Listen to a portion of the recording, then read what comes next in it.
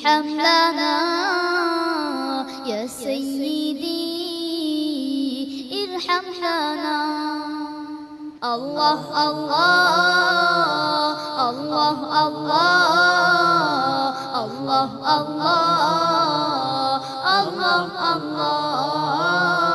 الله الله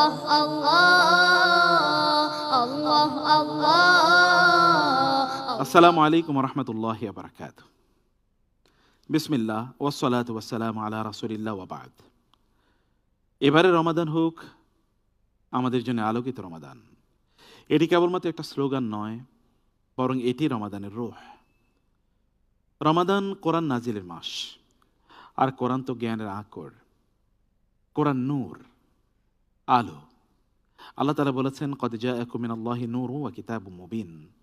আল্লাহর পক্ষ থেকে তোমাদের কাছে নূর এসছে, অর্থাৎ আলো এসছে, এবং স্পষ্ট কিতাব এসছে। অনেকের জীবনে রমাদান আসে এবং যায়, রোজা রাখে, কিন্তু তার ভেতরে অন্ধকার দূর হয় না। কারণ কি? কারণ হচ্ছে আমাদের রমাদানকে আমরা জ্ঞানের রমাদানে রূপান্তরিত করতে পারি না। আমরা পঞ্চম রাউন্ড শেষে পেয়ে গিয়েছিলাম সেরা 10 প্রতিযোগীকে, যাদেরকে আমরা সমান দুটো ভাগে বিভক্ত করেছি ষষ্ঠ রাউন্ডে এসে।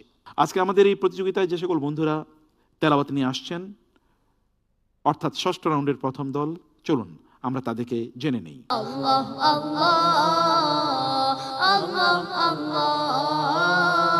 ষষ্ঠ রাউন্ডের এ হচ্ছে প্রথম দল, তাদের তেলাওয়াত আমরা শুনবো। কিন্তু আমাদের বিচারিক প্যানেলে যে সকল বিজ্ঞ বিচারক মণ্ডলী রয়েছেন, তাদের তেলাওয়াত মূল্যায়নের জন্যে এবং তাদের তেলাওয়াতকৃত আয়াতগুলোর সংক্ষিপ্ত তাফসির আমাদেরকে জানানোর জন্য যিনি বিজ্ঞ মুফাসসির হিসেবে রয়েছেন, চলুন আমরা এবার এক নজরে তাদেরকে দেখে নিই। আল্লাহ আল্লাহ আল্লাহ আল্লাহ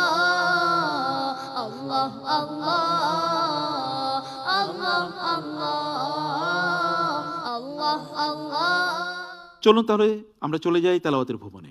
আজকের প্রথম প্রতিযোগী হিসেবে যাকে স্টেজে আমন্ত্রণ জানাচ্ছি, তিনি হচ্ছেন যশোরের যায়েদ বিন সাবিত রাদিয়াল্লাহু তাআলা আনহু, হিফজুল কোরআন মাদ্রাসার ছাত্র হাফেজ আফফান বিন খুরশিদ। আল্লাহ আল্লাহ আল্লাহ আল্লাহ আল্লাহ।